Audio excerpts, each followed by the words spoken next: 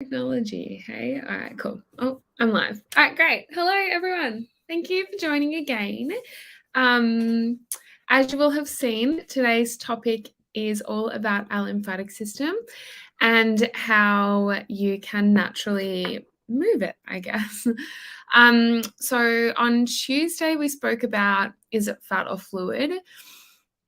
And today is kind of a continuation of that topic, purely because if it is fluid, one of the best, I guess, things that we can do is to support our lymphatic system. So let's just cover roughly what our lymphatic system is. So basically, it's a really essential organ and channel of elimination.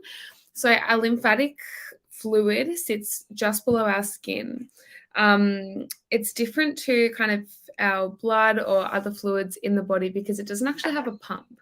So that's another reason why doing, I guess, practices or having a healthy diet and lifestyle is so important, because we don't have a pump to actually move the lymphatic fluid throughout our body. If you think of your blood, you have your heart as the pump to make it move, but our lymphatic system doesn't actually have a pump. So it's very, very easy for it to stagnate. So basically, our lymphatic fluid picks up all of the toxins that come out of our blood and helps to eliminate them from the body. It's really essential for kind of balancing out or reducing inflammatory levels, as well as fluid levels, eliminating toxins, waste byproducts, and more. So there are a fair few factors that contribute to that lymphatic stagnation. So like I just said, diet and lifestyle are really, really important to consider. Everyone also is naturally a little bit different when it comes to how their lymphatic system functions. So some of us are, I guess, more prone to a stagnant lymphatic system. This is something that I always found particularly interesting when we would do iridology, or when I would do iridology, is that you can see lymphatic stagnation in someone's eyes. And it doesn't necessarily mean that they have to be lymphatically stagnated, but it means that they're a lot more likely. I personally am someone who is quite prone to lymphatic stagnation, and my body responds either by being run down, so my immune system is really compromised, or I get skin infections, also a kind of byproduct of a low immune system, which is really highly linked to our lymphatic system. So just because someone is more prone to having a stagnant lymphatic system doesn't mean that they must. There are lots of things that we can do to help support our lymphatic system. So things that do tend to slow it down are sedentary lifestyles, excess alcohol, dairy, gluten, highly processed foods really stagnate the lymphatic system, stress, lack of exercise. So because we know that the lymphatic system doesn't have a pump and that it can stagnate very, very easily, that's why it's so important to make sure that we are doing those healthy practices to try. That's why it's really important to make sure that we're doing those really healthy practices to make sure that we are supporting our lymphatic system. So first tip, we're going to go through 6 tips today. The first tip is exercise. So like I said before, exercise is a really, really important part of supporting our lymphatic system, and a lack of exercise is a really key feature in having a stagnant lymphatic system. Exercise is really important because the lymphatic system doesn't have a pump.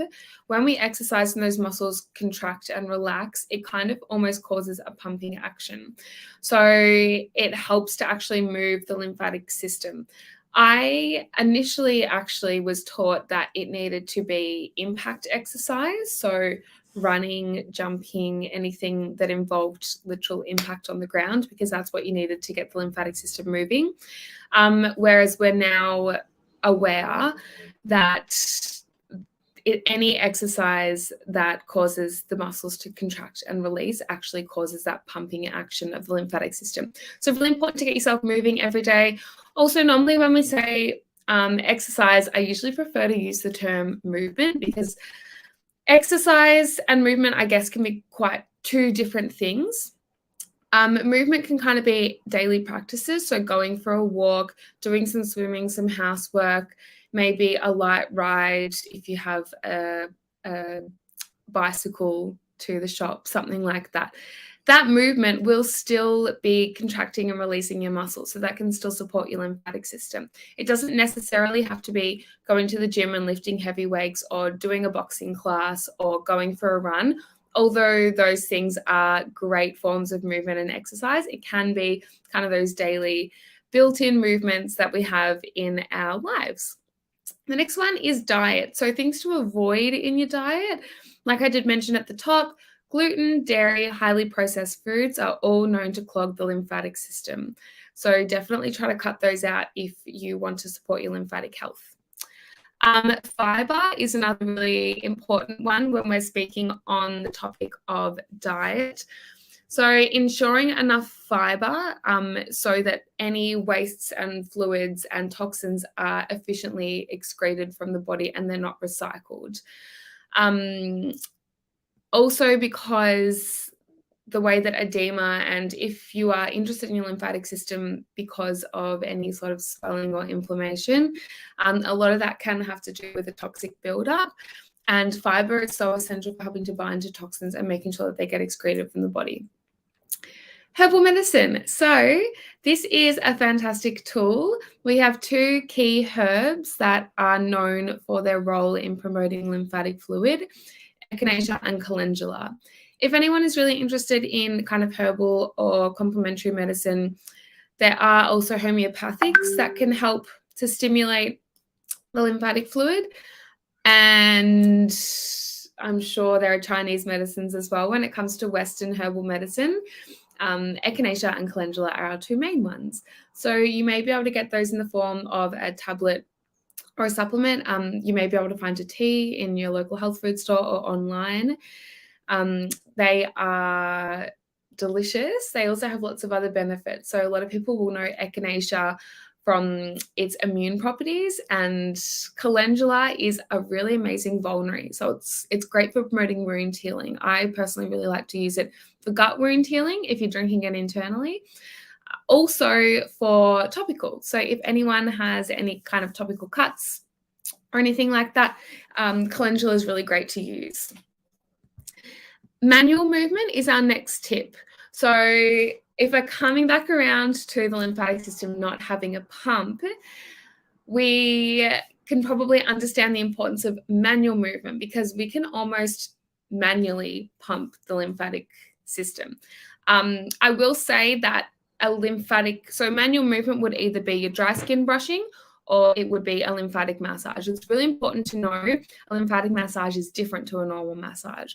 Because the lymphatic system sits so close to your skin and it's so superficial, if you get a normal massage, I guess the pressure can cause kind of clogs. It's not necessarily in line with helping to keep the lymphatic fluid moving. So you really do need to make sure that you are getting a specific lymphatic draining massage because it's quite a similar technique to what you would use with your dry skin brush. It's very, very light and it's helping to move that fluid back towards the drainage points in your body. And my last tip is inner goodness. So if anybody has used this product before, you will know how fantastic it is. It's full of homeopathic and herbal remedies that help to support the lymphatic fluid. So some of these ingredients are known for stimulating the lymphatic system, for increasing those lymphatic cells, and for promoting that waste removal.